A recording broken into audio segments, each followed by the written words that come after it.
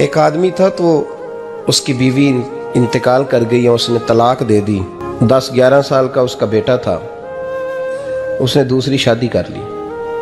एक दिन अपने बेटे से कहने लगा, बेटे वो सगी अम्मा ठीक थी या ये वाली ठीक है?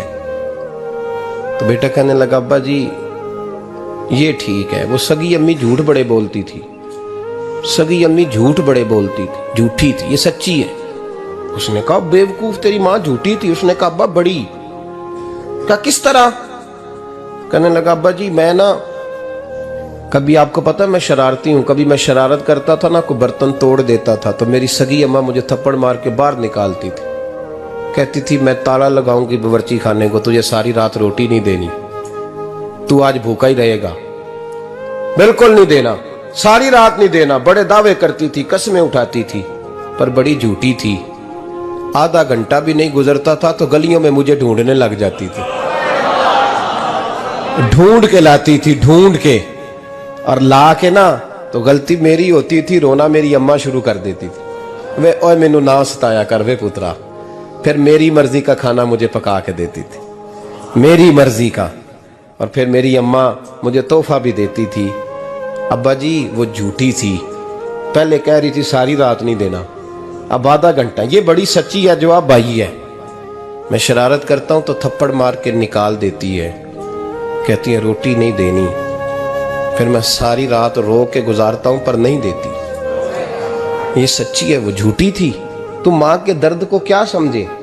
बच्चे तो कहते हैं अम्मा ने हमें कैद कर दिया, अम्मा कहती है मेरी मर्जी से खाओ, और तुझे नहीं पता उसने कैद नहीं किया, वो तुमसे प्यार बड़ा सच्चा करती है, और बड़ा सच्चा प्यार करती है तेरे साथ, बड़ा सच्चा। बेटा बर्गर खा के आ जाता है, अम्मा कहती है रोटी खा ले, कहता नहीं आपने बैंगन पकाए हुए हैं मैंने नहीं खाने।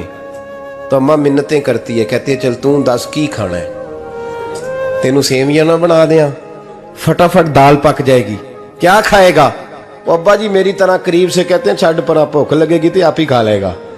लेकिन अम्मा कहती है इसने रोटी ना खाई तो मुझे नींद नहीं आएगी। तो इस दर्द को समझना, माँ के सीने में ना, देखे ना एक बच्ची होती है बीए, वो उसने कर लिया, उसकी अम्मा रोज कहती है बेटे सवेरे उठा कर। सास के पास जाएगी तो वो कहेगी कि इसकी अम्मा ने सवेरे उठना सिखाया ही नहीं, अब बेटी कहती है अम्मा जी तो जावांगी वेखी जाएगी। अच्छा उसकी शादी हो गई, उसकी सास ने आहिस्ता आहिस्ता शिकवे शुरू कर दिए, खामों से कहने लगी तू इसको उठाता ही नहीं सवेरे। वो भी कहता है कमरे में जाके अम्मा शिकवा करती है तू उठती नहीं। और बच्ची लाडली थी, वो नहीं थी उठती टाइम पे। जिंदगी के 22 साल 23 साल वो सवेरे नहीं उठी, वक्त पे नहीं उठी, मिसाल दे रहा हूं। फिर उसी बेटी को अल्लाह ने एक बेटा अता कर दिया। सुबह 100 आवाज उसकी अम्मा देती थी पर उसकी आंख नहीं खुलती थी, लेकिन उसी बेटी का बेटा सहरी के वक्त हल्का सा रोता है, सारी दुनिया सोई है पर अम्मा उसकी फटाफट जागती है, फटाफट जागती है। मैं गुलाम हूं एक आस्ताने का, और मैं समझता हूं जो किसी का मुरीद ही नहीं उस पर तो साया ही नहीं, उसे चाहिए किसी बुजुर्ग का साया हासिल करे। लेकिन भाई ये बात भी बड़ी सच्ची है कि मेरे जैसे पीर के हाथ में 5000 रुपया नजराना दो ना, पीर साहब दुआ करना, तो पीर साहब ने दुआ पक्की याद की हुई है सबके लिए, रटी रटाई, अल्लाह खैर करे अल्लाह भला करे, और सबके लिए रट्टा लगाया हुआ है। और अम्मा को बेटा वैसे ही कह जाए, वैसे ही अम्मा मैं इंटरव्यू देने जा रहा हूं जरा दुआ करना, वो बीबियां मंगा के दुआए तंजीना पढ़ाना शुरू कर देती है, और सारी सारी रात मुसल्ले पे बैठी। इस दर्द को समझना। और भाई बड़ा वेल ड्रेस बेटा होता है, वेल ड्रेस नौजवान, वो 18,000 का जोड़ा पहनता है, 7,000 का जूता खरीदता है, वो कीमती किस्म की घड़ी इस्तेमाल करता है। लेकिन उसी बच्चे के जब अपने बच्चे होते हैं ना, तो बीबी को कहता है ये ले 10,000 रुपया, बच्चों के कपड़े खरीद ले, मेरे सही है अभी कल ही तो खरीदे थे। और बाप, और तू समझा ही नहीं यार, 30 साल बाप ने जवानी सारी सऊदी अरब को दे दी, लेकिन तेरा ख्याल रखा। मैं ऐसे लोगों को जानता हूं जिन्होंने 30-30 साल परदेश में कंबल नहीं बदला, और जहां गए थे तो एक कंबल खरीदा था फिर बदला नहीं। तू माँ बाप के बारे में, और यहां बच्चे हिसाब करते फिरते हैं, भाई तो पिछले महीने भी 5,000 दिता सी, तुसी पैसे दा कर दे की हो, माँ बाप से हिसाब करता है तू। तिरमिजी शरीफ के लफ्ज हैं, एक सहाबी ने आके अर्ज की, या रसूल अल्लाह, पैसे विरासत के नहीं, मेरे अब्बा जी ने नहीं दिए मुझे, और मैंने खुद मेहनत करके कमाए। अब मेरा अब्बा मुझसे पैसे मांगता है तो क्या करूं? और मेरे हैं, मैंने कमाए हैं, अब्बा जी ने नहीं दिए, विरासत नहीं, हिस्सा नहीं मिला। हुजूर, मेरा अब्बा मांगता है तो मेरे लिए हुक्म क्या है? तो नबी पाक ने फरमाया, क्या कहा तुमने? पैसे तेरे हैं? कहा हुजूर हाँ। तो फरमाया अब्बा किसका है? कहा या रसूलल्लाह मेरा। तो फरमाया अगर तू अपने वालिद का है तो तेरी हर शय तेरे वालिद की है,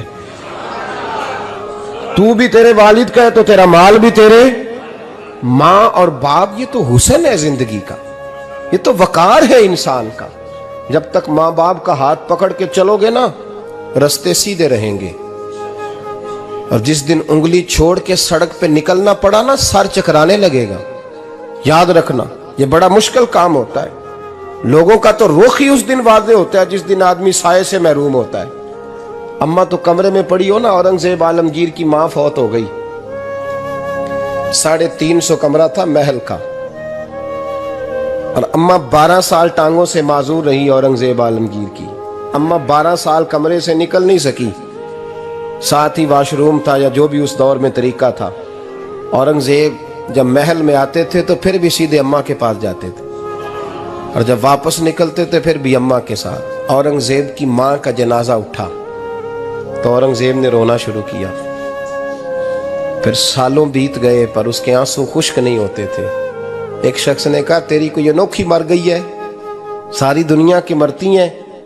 उसने कहा, मैं बादशाह हूं, 24 घंटे लोगों का आना जाना है, बड़े दबदबे हैं, बड़े डेरेदारियां हैं, बड़ी भैंसें, बड़ी गायें, बड़े खाने वाले, बड़े लांगरी।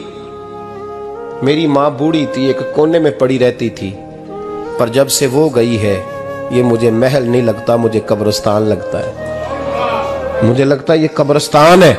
माँ और बाप तो तेरी नेमत है भाई। हम बच्चे, हमारे आजकल के बच्चों ने एक मसला बड़ा पक्का याद कर लिया। कहते मौलाना पीर साहब पसंद की शादी करना जायज नहीं। मैं कहता हूं साहब और भी बड़ी चीजें जायज है, सिर्फ एक ही शय जायज रह गई है। रसूल पाक सल्लल्लाहु अलैहि वसल्लम सिवाय अल्लाह के किसी के पाबंद नहीं, किसी के पाबंद नहीं। पर जनाब सैयदा खतीजतुल कुबरा रदी अल्लाह ताला अन्हा ने पैगामे निकाह दिया, या रसूलल्लाह मैं शादी करना चाहती हूँ। हुजूर किसी के पाबंद नहीं, पर मेरे महबूब ने फरमाया मेरा चचा मेरे वालिद की जगह है, मैं अपने चाचा से पूछ के तुम्हें जवाब दूंगा। यह है पसंद की शादी जो मेरे नबी ने बयान फरमाई है। तू सारा कुछ क्रॉस कर करके गुजर जाता है।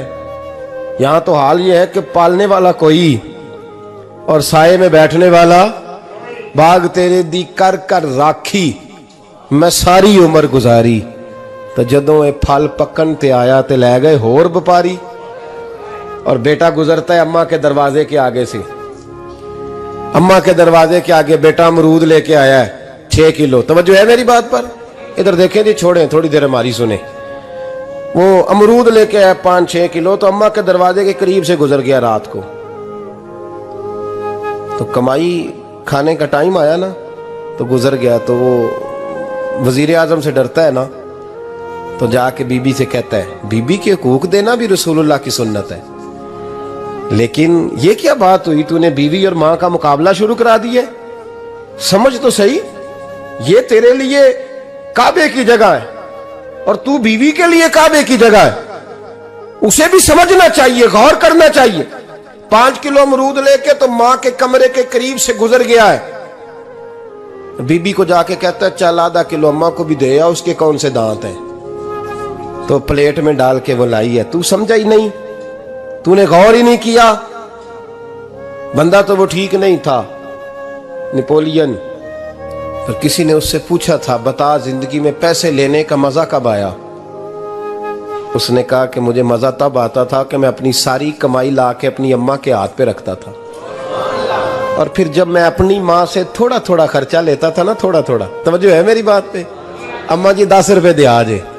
कहते जब मैं थोड़ा थोड़ा खर्चा लेता था ना, तो मुझे यूं लगता था जैसे मैं बादशाह वक्त के सामने खड़ा हूं और वो खजाने का मुंह खोल खोल के मुझे देता जा रहा है। तू इस जायके को समझ तो सही भाई, तू इसको समझ तो सही। भाई याद रखें और गौर करें, माँ और बाप। और फिर ये भी सुन लें, नबी पाक सल्लल्लाहु ताला अलैहि वसल्लम ने माँ बाप के लिए फरमाया, हुमा जन्नतुका व नारुक, यही तेरी जन्नत है और यही तेरे लिए जहन्नम है।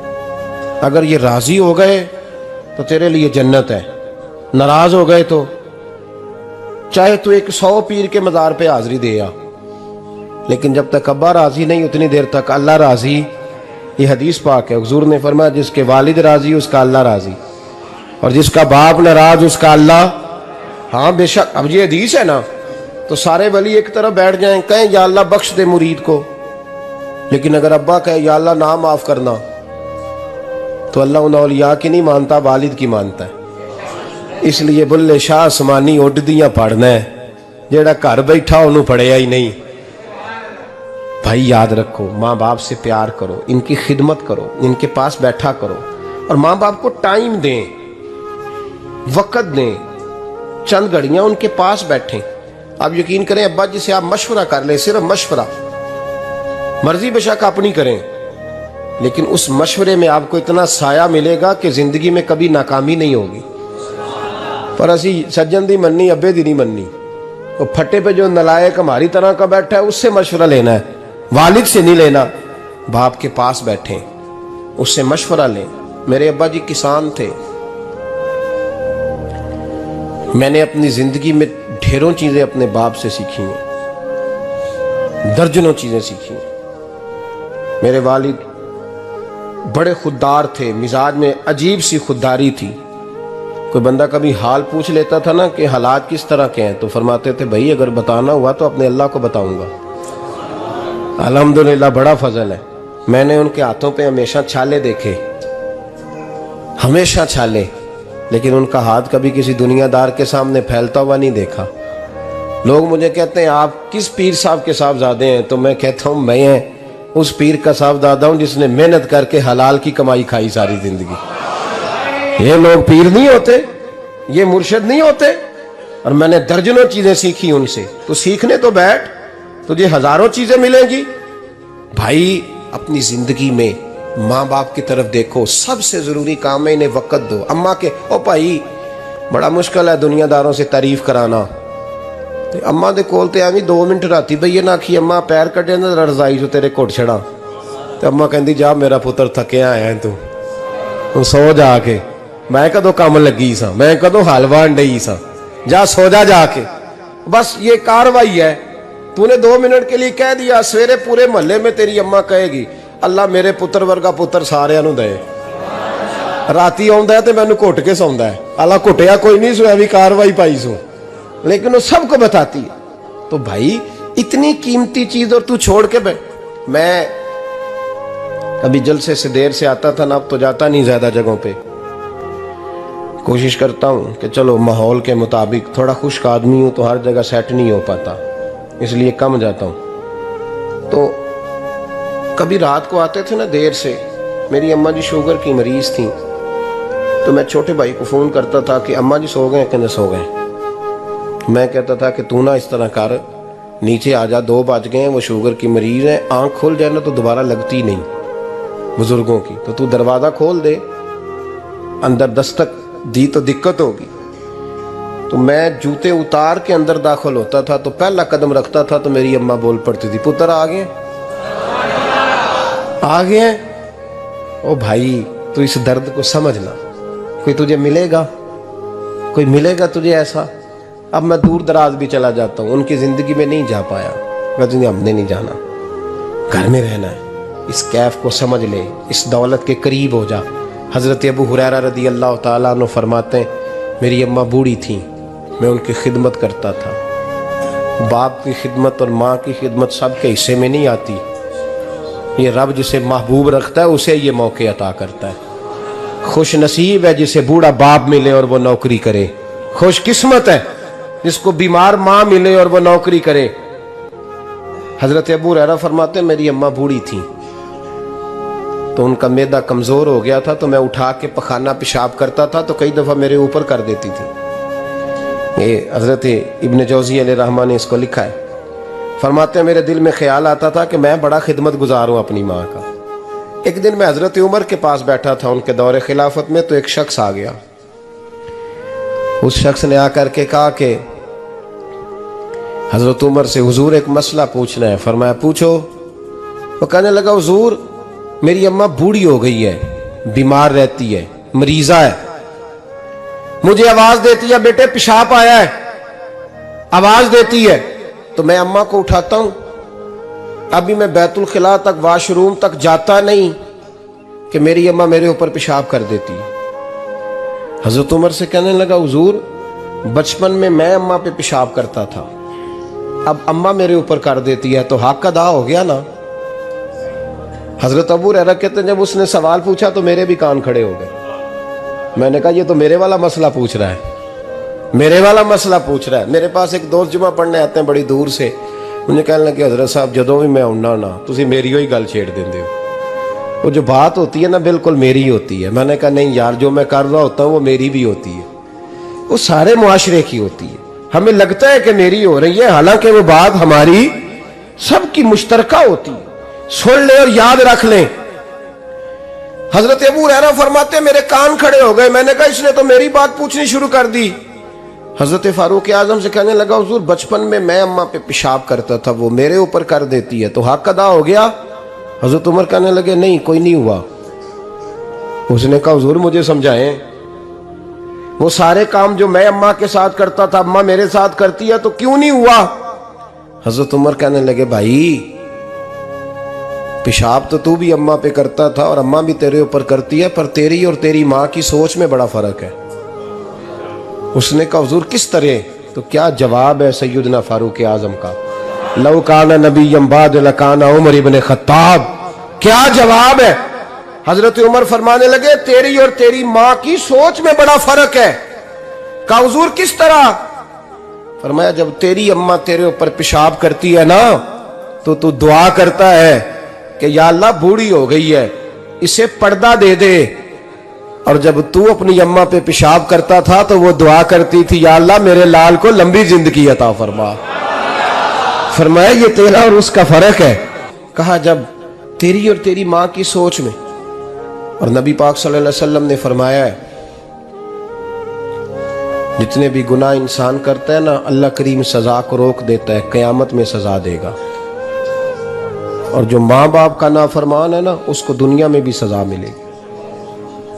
जो माँ बाप का नाफरमान है उसे दुनिया में भी। आप यकीन करें बच्चे थोड़ा सा पढ़ जाते हैं बेचारे तो माँ बाप से कहते हैं अब्बा जी तुसी पुराने दौर दे हो, तो की पता होवे, और तुझे पता ही नहीं भाई, तुझे खबर ही नहीं, ये पुराने दौर के नहीं, तू बेवकूफ़ों के दौर का है। तू समझ ये कोई तालीम है। अकबर अलाहाबादी ने कहा था हम ऐसी लाखों किताबें काबिले ज़ब्ती समझते हैं, जब्त करने को दिल करता है। हम ऐसी लाखों किताबें काबिले ज़ब्ती समझते हैं जिनको पढ़ के बेटे बाप को खबती समझते हैं। बात है करने वाली। माँ और बाप इतना बड़ा दर्जा है। और भाई सुन लो और इस बात को याद रखना, दुनिया में सियाबी होने से बड़ी विलायत कोई नहीं। सारे वली गौस कुतुब अब्दाल मिलके भी सियाबी के कदमों की खाक तक को नहीं पहुंच सकते, लेकिन हजरत अवैसे करनी सियाबी नहीं बन सके सिर्फ अपनी अम्मा की वजह से पीछे रहे। महबूब ने फरमाया तू वहां रह के माँ की नौकरी कर, तेरा नबी तुझसे राजी है। इतना बड़ा काम उन्होंने छोड़ दिया, हुजूर की जाहिरी ज़ियारत नहीं कर पाए। और तू कहता है मैं फलाने पीर साहब के आस्थाने पे होता हूं, अम्मा बड़े भाई के पास होती है, मैं जाता हूं तंजीमों के साथ जमातों के साथ और अम्मा फलाने के साथ। ये कैसी बात हुई, ये किस तरह का मसला हुआ। जो तेरी ड्यूटी है उस ड्यूटी को पहले अदा कर, नौकरी को पहले कर, फराइज का अदायगी पहले कर। तू फर्ज छोड़ के नफल के पीछे जा रहा है, इस काम को पहले सर अंजाम दे। मेरे नबी पाक सल्लल्लाहु अलैहि वसल्लम ने फरमाया वालिदैन के नाफरमान को दुनिया में सजा मिलती।